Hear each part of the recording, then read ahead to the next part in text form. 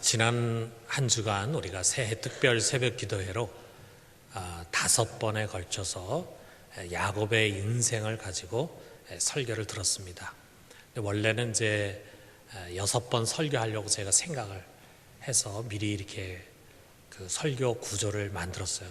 그래서 마지막 한 번을 더 하지 않으면은 그야말로 미완성의 퍼즐로 남을 것 같아서 오늘 주일에 그 6번째 설교를 이제 하려고 합니다. 혹시 그 이전에 이제 새벽 기도에 참석 못해서 설교를 듣지 못하신 분들은 오늘 집에 가서 한번 홈페이지를 통해서 들으시면 좋겠습니다. 벌써 1년이 됐는데 작년 이맘때 저희가 이사를 했습니다. 한 10년 넘게 살았던 집에서 이사를 하려고 그러니까 참 버릴 게 굉장히 많더라고요. 이사하신 분들은 다 경험하셨겠지만 구석구석에 별 쓸데없는 것들 다 꺼내가지고 버리게 되는데, 장이 있잖아요. 장이 이게 공간을 참 많이 차지하는데 저희가 그 장을 쓴 지 꽤 오래된데도 불구하고 깨끗하게 쓰다 보니까 뭐 어디 흠도 없고 새 장이고 좀 편해요. 그래서 이제 그 장을 다 가져가려고 했어요. 그런데 저희가 이사하는 곳이 이제 새로 지은 아파트인데 보니까 요즘 새로 짓는 아파트들은 그 붙박이장도 잘 해놓고 또 아예 그 시설에서 놓은 장들이 각 방마다 있더라고요. 그러니까 이 장을 어디 가져가도 세워 놓을 데도 없고 또 필요도 없고, 그래서 결국 이제 그 장을 거의 다 이제 처분해 버렸습니다. 근데 그런 생각이 들었어요. 이 장이 만약에 입이 있다면은 아마 저에게 그렇게 얘기했을 것 같아요. 주인님, 저 얼마나 비싸게 사셨습니까? 그리고 저 아직 깨끗하고 정말 쓸만하거든요. 앞으로 한 10년은 좋게 편하게 쓰실 수 있거든요.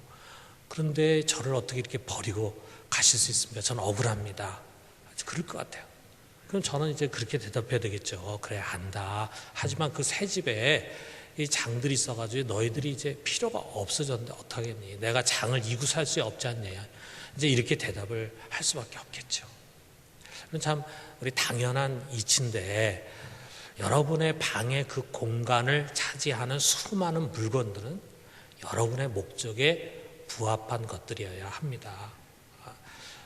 무슨 목적입니까? 주인인 여러분이 사용할 목적이에요. 그렇기 때문에 이제 필요 없는 물건을 여러분 방에 모셔둘 필요가 없죠.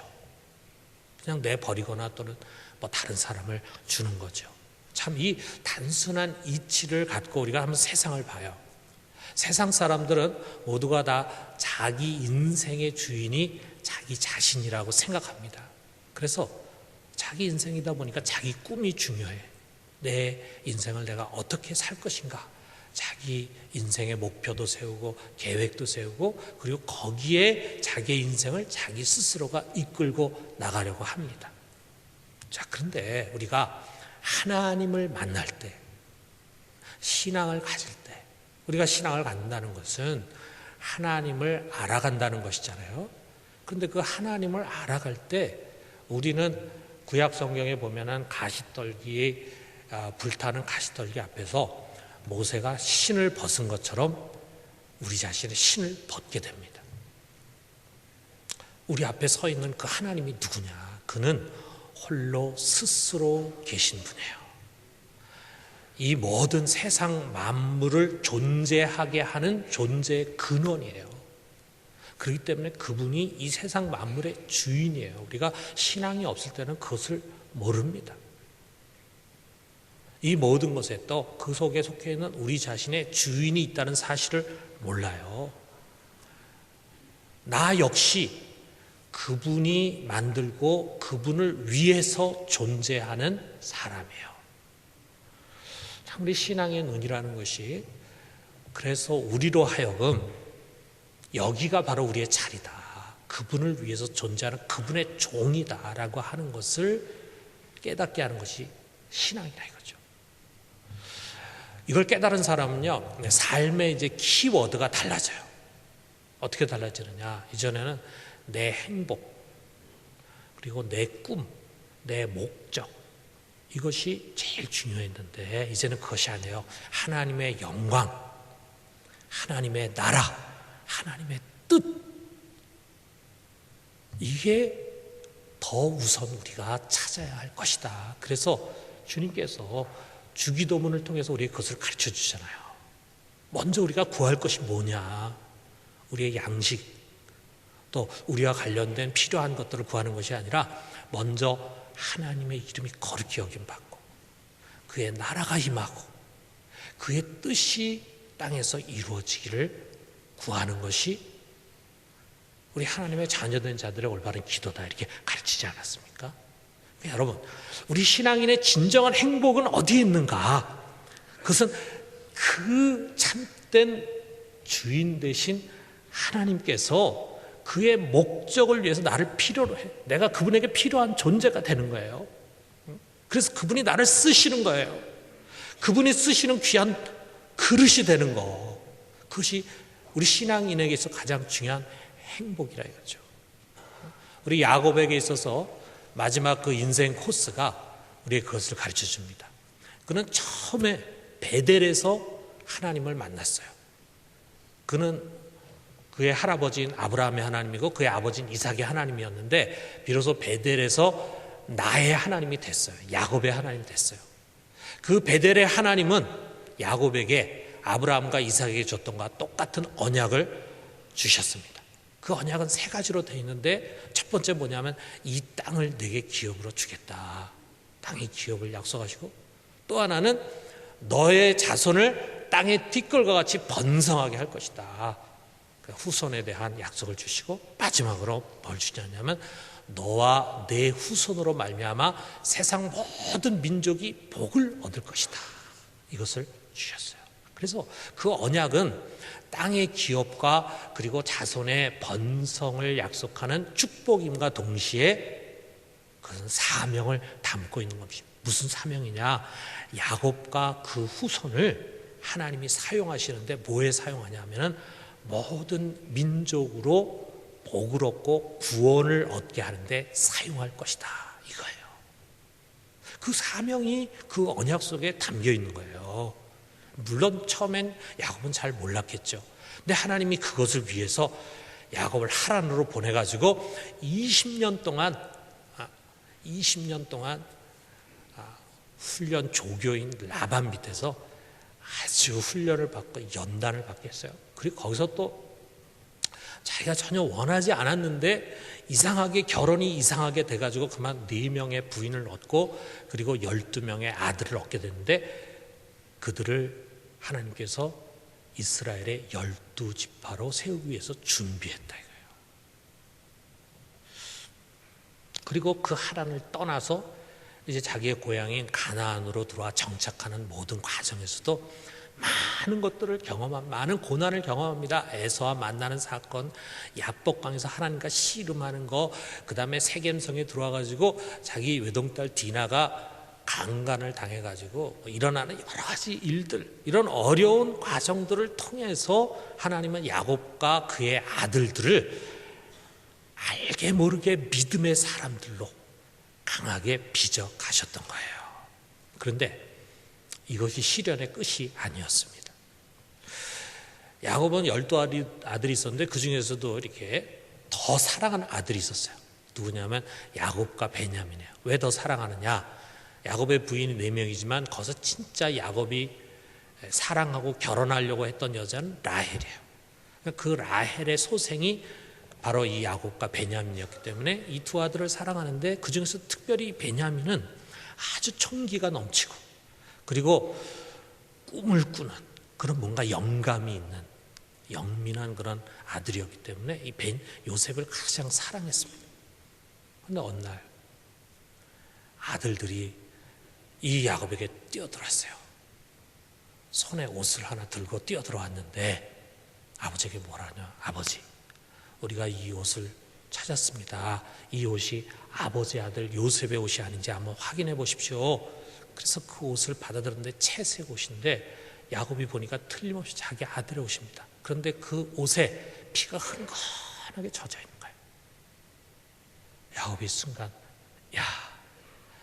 내 아들이 짐승에 찢겨서 그만 죽었구나. 짐승에 밥이 돼버렸구나. 이것을 깨닫는 순간 야곱은 그 자리에 주저앉고 어찌할 바를 모르는 가운데 자기 몸에 걸쳐진 옷을 다 찢어버렸어요. 그리고는 굵은 배를 두르고는 울부짖습니다. 내가 죄를 지어서 아들에게 이런 화가 미쳤구나. 차라리 내가 죽어가지고 지금 아들 있는 곳에 가고 싶다. 아들 있는 수월에 내가 지금 갔으면 좋겠다.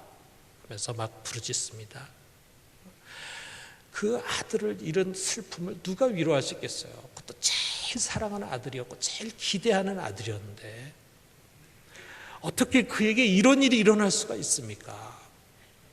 그는 하나님이 택한 사람이고 하나님이 함께 하시고 하나님이 보호해 주시고 그런 사람인데 어떻게 그에게 이와 같은 불행이 찾아올 수 있느냐 이거예요. 아마 야곱은 광야로 나가서 하나님께 묻고 또 묻고 물었을 겁니다. 하나님 좀 대답 좀 해보세요. 왜 나에게 이런 불행이 찾아왔습니까? 도대체 어떻게 이런 일이 나에게 일어난 겁니까? 하면서 매달렸겠지만 하나님은 침묵하셨습니다.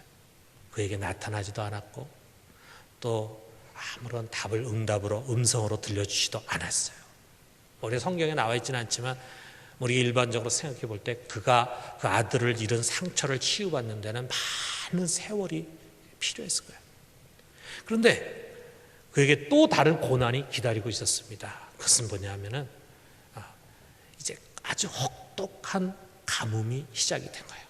한 7년 동안 농사가 너무 잘 되고 막 풀들이 잘 자라나고 그러니까 먹을 것이 풍성하고 또 짐승들도 풀이 많으니까 잘 먹고 막 살쪄가지고 이 야곱의 재산도 막 증식되고 좋았죠.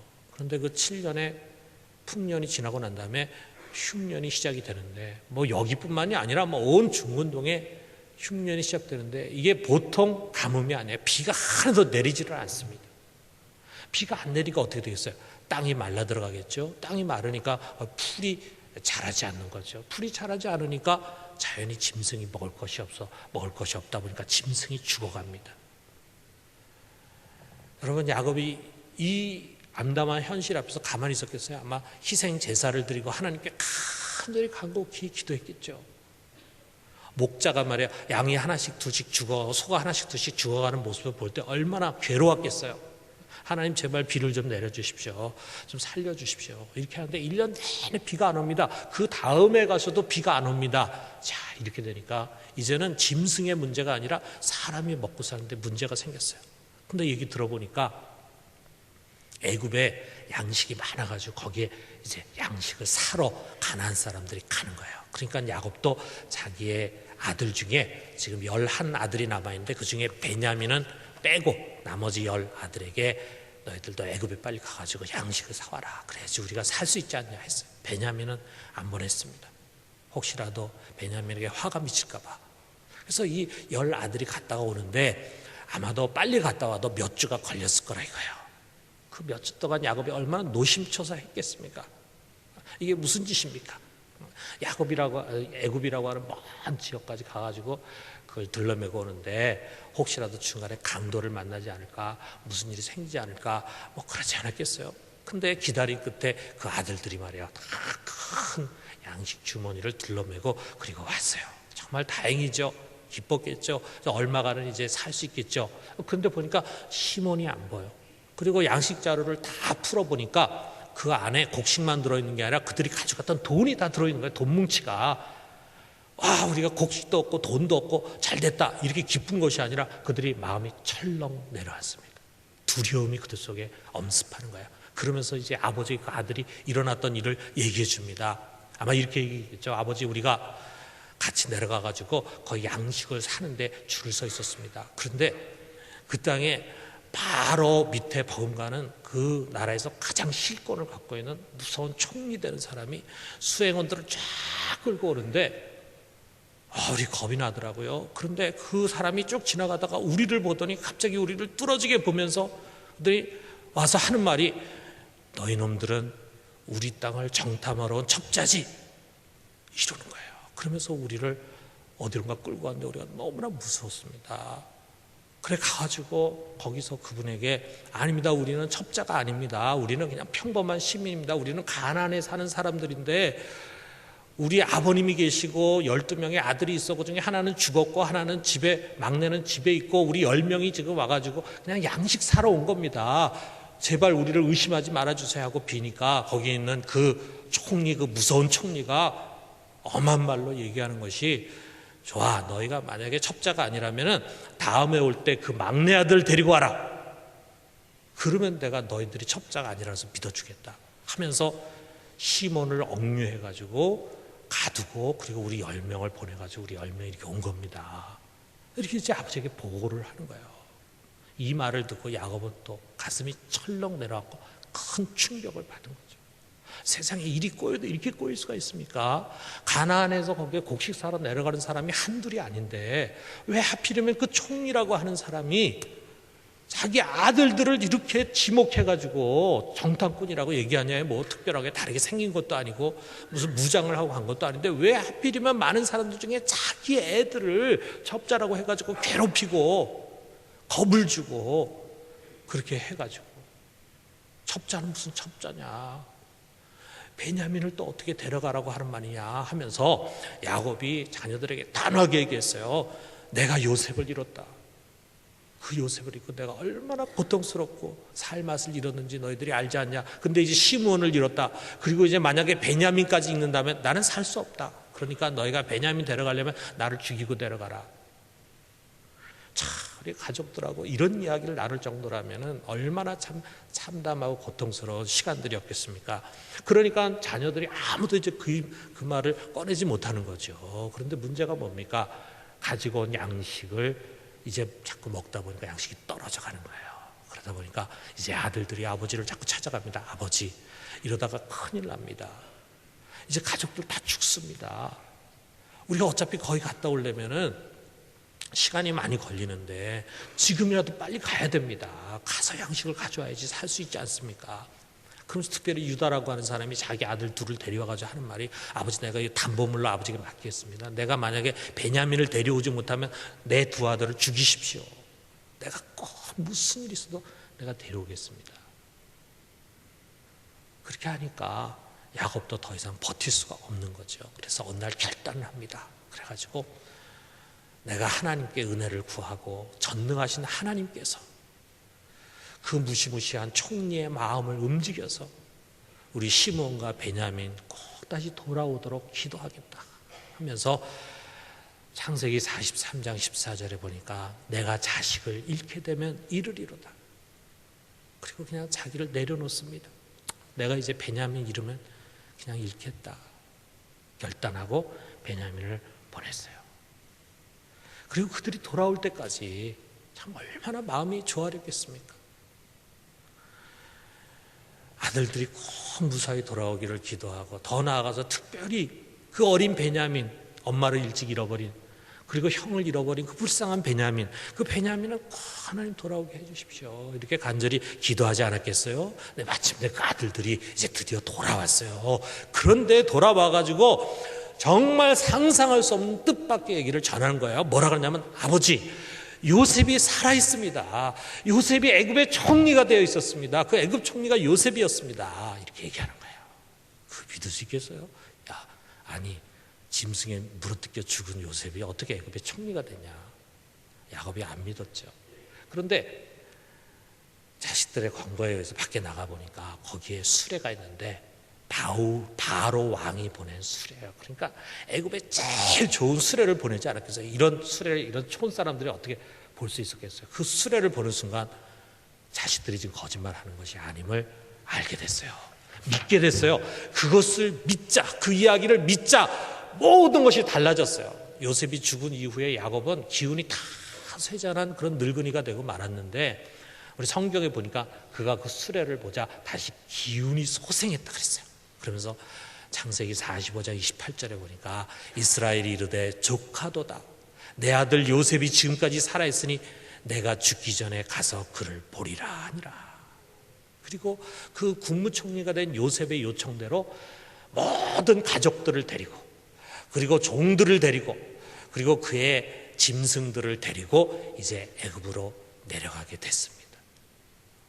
큰 이사, 정말 대민족의 대이동을 하는 거죠.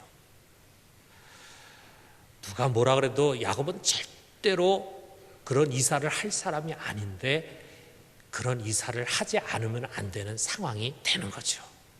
그래서 그는 애굽으로 내려가면서 먼저 브엘세바에 들렸습니다. 할아버지와 아버지의 신앙이 묻혀있는 그 브엘세바, 거기에 들려가지고 거기서 단을 쌓고 그리고 하나님께 희생 제사를 드렸어요. 그런데 여러분, 그날 밤에, 그 희생 제사를 드린 그날 밤에 하나님이 비로소 오랜 침묵을 깨시고 야곱아 야곱아 하면서 야곱을 부르시면서 찾아오셨습니다. 그러면서 말씀하십니다. 여기 그것이 3절과 4절에 있는 말씀이에요. 뭐라고 말씀하십니까? 하나님이 이르시되 나는 하나님이라, 내 아버지의 하나님이니 애굽으로 내려가기를 두려워하지 말라. 내가 거기서 너로 큰 민족을 이루게 하리라. 내가 너와 함께 애굽으로 내려가겠고 반드시 너를 인도하여 다시 올라올 것이며 요셉이 그의 손으로 내 눈을 감기리라 하셨더라. 이 하나님의 음성을 듣는 순간 야곱은 서서히 깨달아갔어요. 하나님이 하신 것이구나. 자신에게 찾아온 이 수많은 고난의 의미를 그가 서서히 깨달아가는 겁니다. 마치 복잡한 퍼즐과 같은 것이었는데 마지막 하나님이 그의 음성으로 마지막 한 조각을 딱 맞추니까 그것이 기가 막힌 그림으로 나오더라 이거죠. 그랬구나. 그래서 이런 일이 일어났구나. 왜 자신에게 이런 시련들이 반복해서 왔는지를 비로소 깨달았게 되는 겁니다. 자기에게 요셉을 잃고 찾아온 정말 죽을 것 같은 슬픔, 그리고 극심한 가뭄, 그리고 또다시 시므온과 베냐민을 잃을 것 같은 그런 두려움, 그 긴 고난의 시간 속에서 하나님이라도 그때그때 나타나서 걱정하지 마라, 내가 너와 함께한다, 이거 다 너를 위한 것이다, 내가 이런 계획을 갖고 있다 말씀해 주셨으면 좋은데 하나님은 침묵하셨습니다. 왜 그가 침묵했는지 그때는 원망스러웠지만 지금은 깨달아져. 그가 바로 앞에 섰을 때 나는 험악한 세월을 보냈습니다 이렇게 얘기했는데, 그가 걸어온 그 험악한 세월이 갖는 의미를 비로소 야곱은 이해하게 되는 거예요. 그 의미가 뭡니까? 뭐 때문에 그런 일들이 일어났습니까? 하나님은 이 야곱과 그의 건속들을 애굽으로 보내려고 하신 것입니다. 그들을 애굽으로 보내게 하기 위해서 하나님께서 지금 일어난 이 모든 일들을 계획하고 진행하셨어요. 그 형제들이 동생 요셉을 미워해가지고 그를 애굽의 종으로 팔게 하고, 그런데 그것을 모르고 야곱은 애굽이 죽었다고 생각하고 너무 슬퍼하고, 그리고 7년 대가뭄이 왔잖아요. 이제 겨우 2년 지났어요. 앞으로 5년 동안 더 가뭄이 있어야 되니까 애굽으로 내려가지 않으면 안 되는 상황이 됐다 이거예요. 왜 하나님이 이렇게 이스라엘을 애굽으로 보내려고 했습니까? 애굽은 마치 거대한 목양지와 같아, 목초지와 같아요. 그래서 하나님은 그 목양지에서 이스라엘을 이제 목양하시는 것입니다. 양육하시는 거예요. 그래서 거기서 풀을 뜯어먹고, 애굽이라는 풀을 뜯어먹고, 그리고 번성해가지고 거기서 거대한 민족을 만드시는 거예요. 그러고 난 다음에 어떡합니까? 때가 되면은 이제 그 거대한 민족을 다시 데리고 와서 지금 여기 가나안 땅, 약속의 땅 가나안 땅에 오게 해가지고 아브라함과 이삭과 야곱에게 준 약속대로 이 땅을 기업으로 받도록 하는 거예요. 아브라함과 이삭과 야곱은 그 약속은 받았지만 그들은 그 땅을 기업으로 받지 못했습니다. 그러나 훗날 그들의 후손된 거대한 민족들이 이 땅을 기업으로 삼아가지고, 그래서 여기에 국가를 세우게 하는 것이 하나님의 목적이었다 이거예요. 그것이 이룰 때까지 하나님은 애굽에도 함께 하시고 다시 그들과 함께 가나안으로 돌아올 것이다. 그러나 하나님 목적은 거기서 끝나는 것이 아닙니다. 여기에 가나안 땅에 심겨진 이스라엘의 유다 지파 중에 다윗의 후손에서 이제 메시아 그리스도가 언젠가는 올 것이다 이거죠. 하나님 보내실 것이다 이거죠. 그는 온 인류의 죄를 지고 십자가에 못 박혀서 대신 죽은 다음에 부활할 것입니다. 그 후로는 구원을 받는 길이 모든 민족에게 활짝 열릴 것입니다. 누구든지 그의 이름을 부르는 자는 구원을 받게 될 것입니다. 이게 우리 하나님의 구원 계획이에요. 이 엄청난 구원의 섭리를 위해서 하나님은 야곱을 택하셨어요. 그리고 그의 인생을 사용하셨어요. 그의 인생을 야곱뿐만이 아니라 그의 후손된 이스라엘을 사용하셨어요. 그것을 사용하는 과정 속에서 즐거운 일, 형통한 일도 있었지만 애통하는 일들도 있었습니다. 편안한 일도 있었지만 괴로운 일도 있었습니다.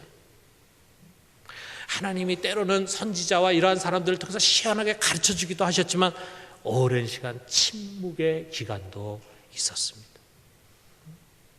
이 모든 것이 하나님의 생각과 계획과 섭리와 목적 속에 이루어지는 거예요. 야곱과 그의 후손들은 그 하나님의 목적에 이끌리는 삶을 살아가고 있는 거예요. 여러분, 야곱의 인생은 실로 자기의 것이 아니었어요. 그가 베델에서 하나님을 만난 이후에 그는 자기의 인생을 살아가는 것이 아닙니다. 자기가 자기 인생을 끌고 가는 것이 아닙니다. 그의 인생은 하나님을 위한 것이었어요. 그의 인생은 자기가 끄는 것이 아니라 하나님의 목적이 이끄는 인생이었습니다. 여러분, 우리도 마찬가지입니다. 우리 그리스도인들은 언약의 백성이 아니라 새 언약의 백성이에요. 새 언약의 백성, 진짜 언약의 백성이라 이 말이에요. 그것은 아주 큰 축복이면서 동시에 사명입니다. 여러분, 우리가 이걸 잊어서는 안 돼요. 우리가 하나님의 언약을 받는다는 것은, 하나님의 언약의 백성이 된다는 것은 큰 축복과 특권을 누리면서 동시에 사명을 받는 자가 되는 거예요. 여러분, 우리가 받은 축복이 얼마나 큽니까? 여러분, 이렇게 얼굴 찡그리고 사시면 안 됩니다. 여러분이 받은 축복이 얼마나 큽니까? 여러분, 예수 믿어가지고 수지 맞은 사람들 아니에요? 어떤 수지 맞았습니까? 우리가 예수를 믿어서 우리의 노력과 값이 없이 하나님의 자녀가 됐어요. 그 하나님의 자녀는 그야말로 최고의 존귀한 신분입니다. 이보다 더 높은 권자와 명예가 없어요. 그러니까 여러분, 우리가 이 세상의 시시한 권력과 명예를 얻으려고 노력할 필요가 없어요. 이미 우리에게는 이 세상의 어떤 것과 비교할 수 없는 아주 높은 권자와 명예가 주어져 있어요.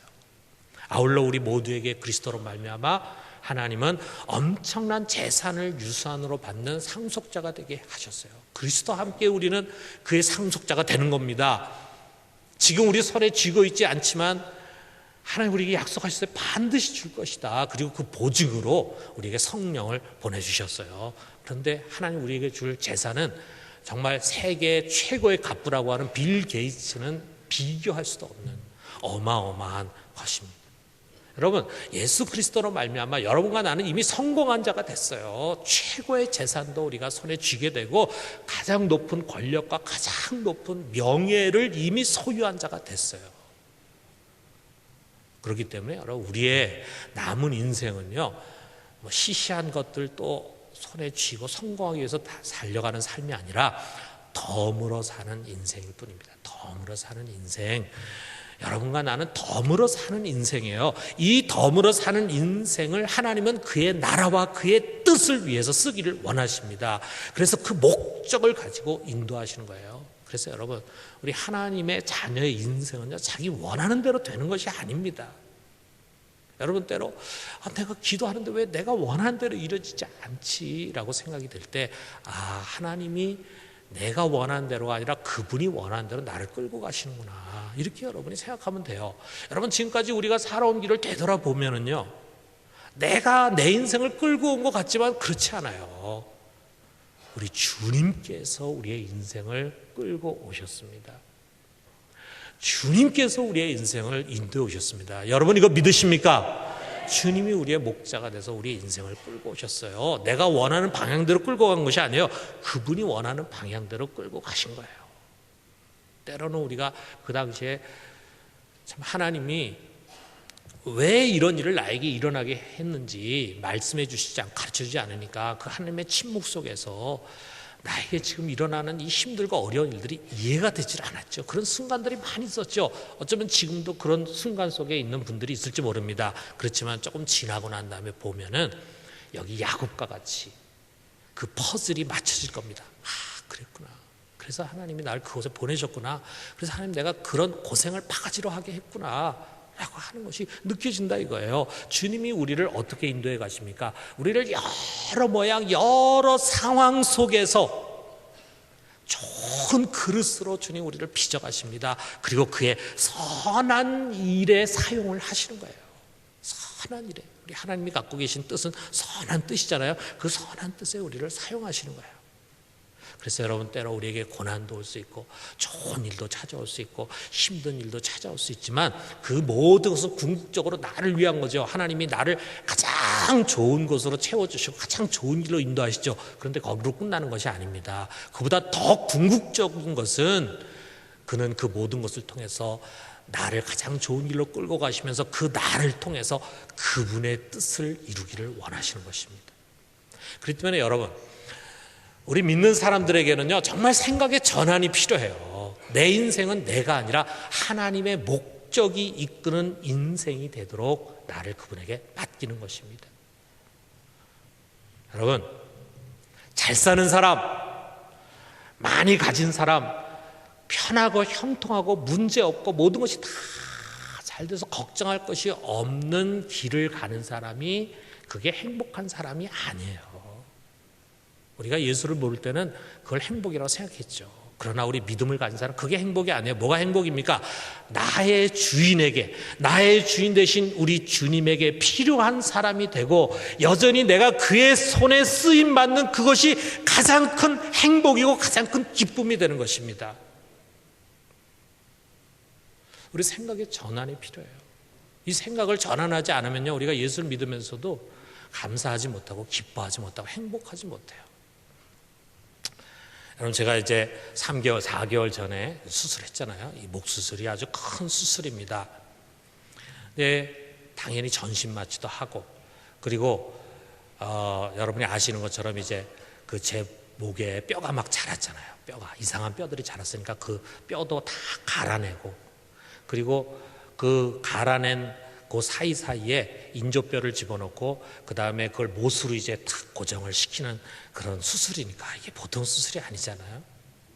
근데 저는 전신 마취도 두렵지도 않고, 그리고 뭐 그 목을 이렇게 뭐 뼈를 갈고 뭐 목을 못으로 뭐 이렇게 접착시키고 뭐 하는 것도 그렇게 크게 걱정이 안 되는 게, 뭐 의사 선생님 워낙 그런 수술도 많이 했고 그런 분야에서는 탁월한 분이니까 뭐 잘하겠지 이런 생각을 가졌습니다. 그런데 수술 전에 그 의사 선생님이 저한테 하는 말이 뭐냐 하면, 목사님, 이 수술을 뒤에서 하는 게 아니라 앞에서 이렇게 목을 이렇게 째고 그 다음에 이제 기구가 들어가 가지고 저 뒤에 있는 그 뼈를 갈가내고 거기다가 이런 못을 받고 하는 수술이다 보니까 자칫 목청을 다칠 수가 있습니다.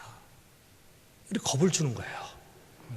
목청을 다칠 수. 그래서 제가, 아니, 목청을 다치면 그러면 뭐 어떻게 된다는 겁니까? 아주 나쁜 경우는 목소리를 잃을 수도 있습니다. 또는 목이 아주 거친 목소리, 아주 허스키한 목소리로 변해서 회복이 안 될 수도 있습니다. 그런 거예요. 여러분, 이제 병원에 가서 수술할 때 꼭 의사들은 최악의 경우를 다 얘기해 주잖아요. 이게 겁이 난다고 이렇게. 그런데 저는 뭐 전신 마취하거나 뭐 뼈 하는 건 의사 선생님 다 알아서 해주겠지. 근데 의사 선생님이 목을 다칠 수 있다 이 얘기를 하니까 그때부터 이제 겁이 나기 시작했어요. 여러분, 목소리를 잃는다. 목사가 목소리를 잃으면은 어떻게 되겠습니까? 설교를 할 수가 없잖아요. 사역을 할 수가 없잖아요. 다 내려놔야죠. 그러면은, 야, 이게 보통 문제가 아닌 거예요. 수술을 들어가는데 그런 두려움, 혹시라도 내 목이 이상이 생기지 않을까. 그래서 간절히 기도했습니다. 주님, 제가 돌아보니까 주님께서 저에게 이렇게 소중한 사역을 맡기시고 직분을 주셨음에도 불구하고 제가 게으르고, 그리고 제가 불충성해서 잘 감당하지 못했습니다. 주님, 너무 죄송하고 너무 후회스럽습니다. 그런데 제가 아직도 주님께 필요한 존재라면 주님, 목을 꼭 회복시켜 주십시오. 목에 이상이 없도록 해 주십시오. 이렇게 간절히 기도했어요. 그리고 이제 수술실에 들어갔어요. 그리고 이제 전신 마취해서 깨어나는데 서서히 이제 목소리가 나오는데, 제가 전에 설교한 것처럼 예수 사랑하는데 그 목소리는 아주 허스키한 목소리, 예수 사랑, 이렇게 이제 목소리가 된 거예요. 그리고 병원에서 한 2주 있었는데 그 2주 있는 동안에 좀 목소리가 돌아오긴 돌아왔는데 계속 허스키한 목소리예요. 이런 목소리예요. 그럼 내가 생각했습니다. 우리 교인들이 내가 이렇게 설교, 여러분 야곱이 아들이 12명 있었습니다. 이렇게 하면은 처음에는 불쌍해서 들어주지만 나중에는 저 목소리 듣기 싫다. 설교가 귀에 안 들어온다. 그렇게 하지 않겠어요. 근데 목소리가 계속 이런 소리가 돼가지고 아침마다 우리 집사람이 당신 한번 소리 내봐. 좀 낮이지 않았을까. 막 이렇게 하고 했는데 감사하게도 퇴원하고 집에 와가지고 이렇게 해서 하다 보니까 목소리가 점점 이렇게 돌아오더라고요.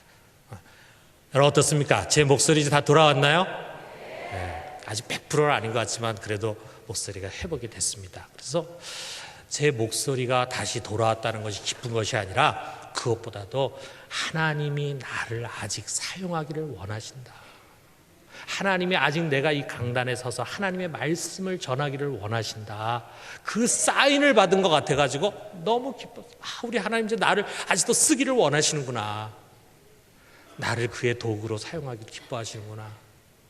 그래서 저는 기도했어요. 주님, 저는 늙어 죽을 때까지 언젠가 제가 담임 목사 하다가 은퇴를 하겠지만 그것으로 저의 사역이 끝나는 것이 아니라 저는 늙어 죽을 때까지 주님의 일을 하기를 원합니다. 그렇게 하게 해주십시오.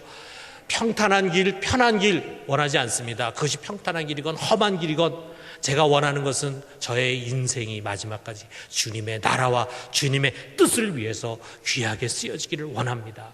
주님, 그리고 제가 더 이상 하나님을 위해서 일할 수 없을 때 지체하지 마시고 저를 데려가 주시옵소서.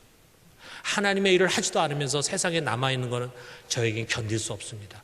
하나님의 일을 더 이상 할 수 없다고 생각할 때 저를 꼭 데려가 주십시오. 저는 그때까지 죽을 때까지 충성하겠습니다 하는 기도를 드렸습니다. 사랑하는 성도 여러분, 이 보잘것없는 우리가 하나님의 뜻과 목적을 이루는 데 사용되는 것보다 더 축복된 것이 있을까요? 비록 그 과정에서 우리에게 고난도 있을 수 있고 내가 원치 않는 일이 일어날 수 있다 할지라도 그 목적이 우리의 인생을 이끄신다면 그보다 더 귀한 것이 있을 수 있겠습니까? 올 한 해 그분의 목적이 이끄는 인생이 되기를 주님의 이름으로 축원합니다.